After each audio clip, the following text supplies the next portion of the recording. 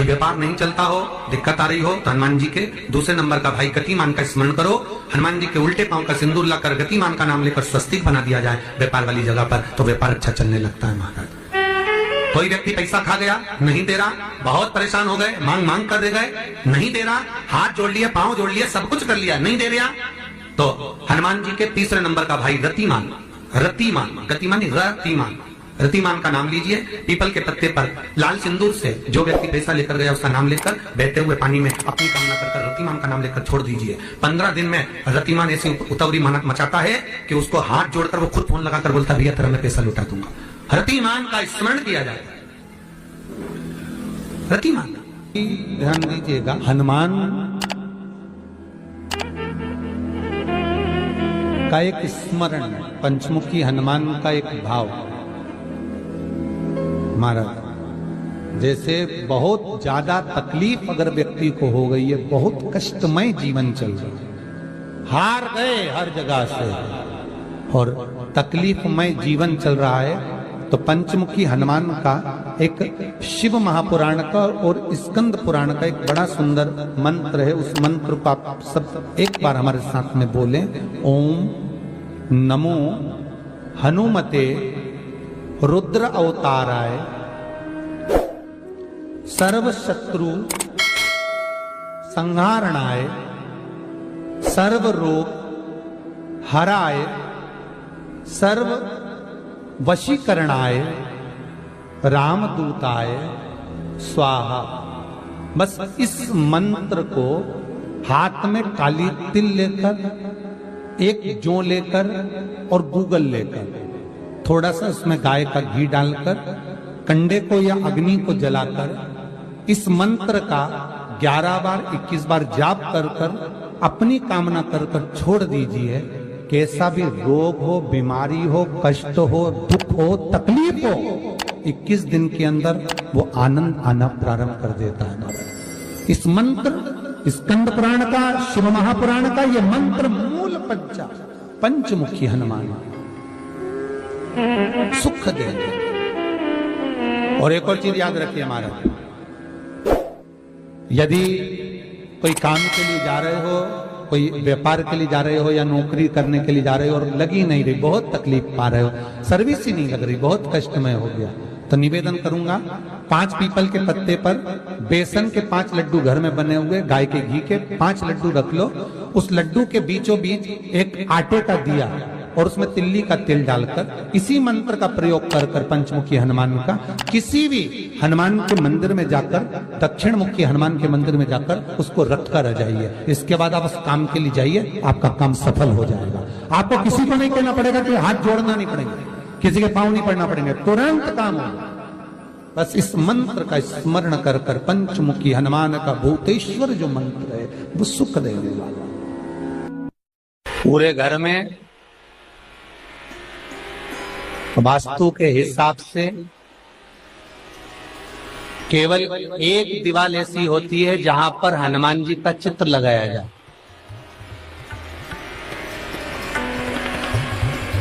चाहे तुम पर्वत उठाने वाला चित्र लगाओ हनुमान जी का, चाहे बैठे हुए लगाओ, चाहे रामायण पढ़ने वाला लगाओ, चाहे लंका दहन करने वाला लगाओ, चाहे राम नाम जपने वाला लगाओ, चाहे लक्ष्मण को संजीवनी देने वाला लगाओ, चाहे मौन मुद्रा में लगा दो, चाहे स्तुति में लगा दो, चाहे भजन में लगा दो। हनुमान जी का कोई भी चित्र लगता है तो ना पूरब में लगेगा, ना पश्चिम में लगेगा, ना दक्षिण में लगेगा। हनुमान जी का अगर चित्र लगता है तो उत्तर की दीवार में दक्षिण को देखते हुए लगेगा, केवल एक ही स्थान।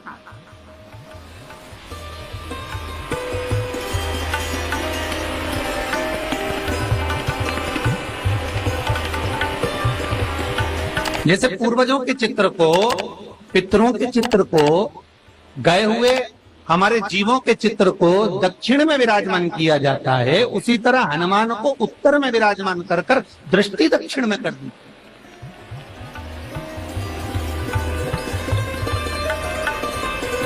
घर में हनुमान जी के जितने फोटो होते हैं उसको केवल दक्षिण दिशा में लगा, उत्तर दिशा में लगा बिठाते थे, और दक्षिण की ओर उनकी दृष्टि होना चाहिए, दक्षिण की ओर उनका मुख होना चाहिए। क्यों महाराज? अगर व्यक्ति के जीवन में कोई बीमारी आने वाली है, व्यक्ति के जीवन में कोई रोग आने वाला है, व्यक्ति के जीवन में अगर कोई कष्ट आने वाला है, व्यक्ति के जीवन में अगर कोई परेशानी आने वाली है, व्यक्ति के जीवन में कोई एक्सीडेंट का योग भी बनने वाला है, तो शास्त्र कहता है वो दिशा दक्षिण से ही बनता है।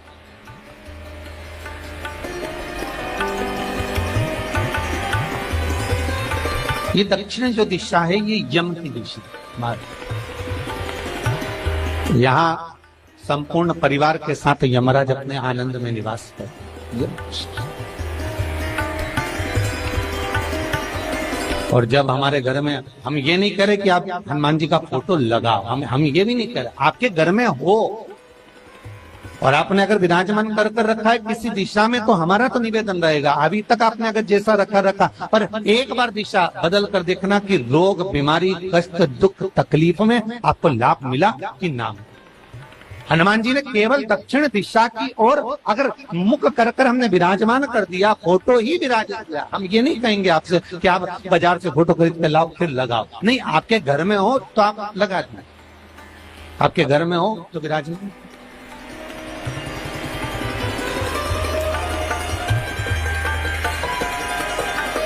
अच्छा, कितनी विपरीतता है वो भी आप जरा जानिएगा महाराज, कि शंकर भगवान के ऊपर जो जल चढ़ाया जाता है उसकी जलाधारी उत्तर में जाती है महाराज। भगवान शिव का जो जल जा रहा है वो उत्तर की ओर जा, और हनुमान जी को उत्तर में विराजमान कर मुख दक्षिण की ओर कर। क्यों? प्रबल दिशाओं में उत्तर और दक्षिण महाराज, ये जो दो दिशाएं, इनको साधने के लिए कोई देवता आगे नहीं।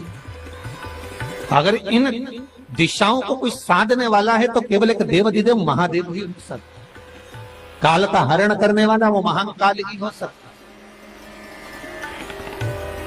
शंकर का ही एक अवतार है हनुमान जी महाराज, रुद्र अवतार महाराज। हनुमान जी से कहा तुम दक्षिण की ओर दिशा पर संभालिए, शिव जी कहते हैं मेरा जल जब उत्तर की ओर जाएगा तो इस दिशा को मैं संभालू, चिंता ना करिए। जो स्मरण करने वाला होता है, भजन करने वाला होता है, कीर्तन करने वाला होता है, नाम जाप करने वाला होता है, उसका भी शास्त्र विधान करता है, उसका भी व्याख्यान वर्णन करता है कि जैसे एक दिशा के रूप में हनुमान जी महाराज को विराजमान कर दक्षिण की दिशा पर हम विजय पर, अर्थात रोग पर, बीमारी पर, कष्ट पर, तकलीफ पर हम विजय प्राप्त कर सकते। ऐसा नहीं कि ऐसा कोई रोग नहीं जिसकी दवा नहीं है, पर जब तक भगवान की कृपा नहीं होगी तब तक कोई औषधि मिल सकती नहीं, कुछ प्राप्त नहीं हो सकता। जब भगवान करुणा करते हैं तो आप रूप कुछ ना कुछ सुख की अनुभूति हो जाती है, अपने आप सुख का भान हो जाता है। तो जैसे दक्षिण का जो स्वामी तत्व है, दक्षिण पर जो दृष्टि देने वाला श्री हनुमान जी महाराज है, इसलिए हनुमान जी को उत्तर की दीवार पर विराजमान कर उनका मुख दक्षिण की ओर रखा जाता है।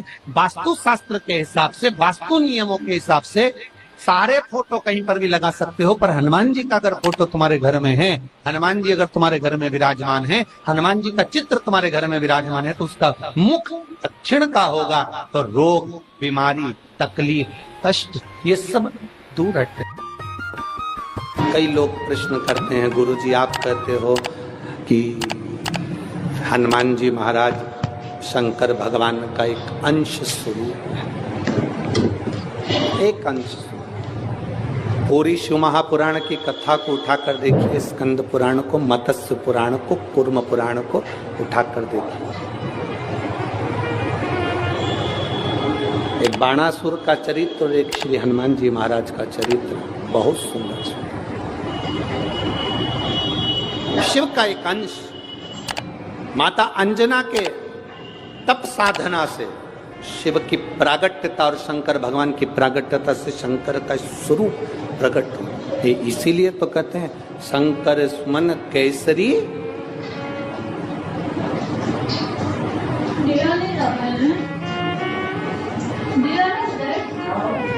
शिव का एक स्वरूप है हनुमान जी। हम तो हमेशा कहते हैं अगर आप हनुमान जी का भी दर्शन कर रहे हैं तो ये अंदाजा लगा कर रखें कि आप शंकर का दर्शन कर रहे हैं। आप शंकर का दर्शन कर रहे हैं तो ये अंदाजा लगा कर रखें कि आप हनुमान जी का दर्शन कर। सब एक, कोई भेद नहीं, सब एक, कोई भेद नहीं। देवताओं, आप एक बेलपत्र, जैसे आप एक बेलपत्र कि ये दो जो पत्तियां होती हैं, जरा ध्यान देंगे, ये दो जो पत्ती नीचे की रहती है बेलपत्र, आगे का भाग एक बेलपत्र और नीचे की जो ये दो पत्तियां होती हैं, इन दो पत्तियों के ऊपर एक एक शमी पत्र। ये दो जो पत्तियां हैं, इन पत्तियों के ऊपर एक एक शमी पत्र और लाल चंदन ये रखकर कितना भी रोगीला व्यक्ति हो, रोग से ग्रसित व्यक्ति हो, जिंदगी में कितना ही दुख पड़ रहा हो, बेलपत्र की ये दोनों पत्ती जिसके ऊपर शमी पत्र रखकर, लाल चंदन रखकर श्री हनुमान जी महाराज और हनुमान जी महाराज के तीसरे नंबर के भाई श्री गतिमान जी। हनुमान जी कितने भाई हैं? 6। उसमें हनुमान, रतिमान, प्रतिमान, मतिमान, गतिमान, तो जो नीचे के क्रम में आते हैं श्री गतिमान जी, उन गतिमान जी और हनुमान जी का नाम लेकर जो शिवलिंग के ऊपर समर्पित कर देता है, रोग का निवारण होता ही है, रोग मुक्ति होती है। मंगल का प्रदोष निकाल कर रख लो कि मंगल का प्रदोष इस दिन पड़ रहा है, मंगल की त्रयोदशी तिथि पड़ रही है, प्रदोष व्रत मंगलवार का पड़ रहा है। और जिन लड़का लड़की को मंगल होते हैं, जिन कन्या और वर को मंगल होते हैं, केवल शंकर भगवान के मंदिर में जाकर चौमुखी दिया, 4 बत्ती का दिया आटे का, उसमें घी डालकर लड़की शंकर भगवान के मंदिर में मात्र 7 बार शंकर पे से उतार कर 3 बार स्वतः उतार कर शिव के मंदिर में रख देती है, उसका मंगल आड़े आता ही नहीं है, मंगल नहीं आता सामने। मंगल प्रदोष व्रत का इतना महत्व है महाराज। जब जिस महीने में जो प्रदोष पड़ा करे, जब प्रदोष पड़े, बन सके 1 बेलपत्र, बन सके 5 बेलपत्र, शमी पत्र, हरे मुंह, हरा मुंह, बेलपत्र, एक कलश के अंदर थोड़ा सा पानी लेकर 1 बेलपत्र, हरा मूंग, शमी पत्र डालकर और उसमें थोड़ा सा गुड़ डालकर भगवान शिव का स्मरण कर कर प्रदोष काल में, मान लो कोई काम आपका बहुत जरूरी है, बहुत दिनों से अब थक गए हैं, नहीं हो रहा, कर्जा बढ़ रहा है, धन नहीं आ रहा, व्यापार नहीं चढ़ रहा, या कोई समस्या बहुत प्रबल है, कोई एग्जाम में बैठ रहे हो, नहीं हो रहा, परीक्षा भी दे दी है, रिजल्ट आने ही वाला है, तो भी प्रदोष काल में, प्रदोष के समय वो जल, मूंग, शमी पत्र और बेलपत्र और गुड़ का शंकर के शिवलिंग को समर्पित करना प्रारंभ कर दो। 2 या 3 प्रदोष करोगे, बाबा आपकी मनोकामना शीघ्र पूर्ण कर देगा।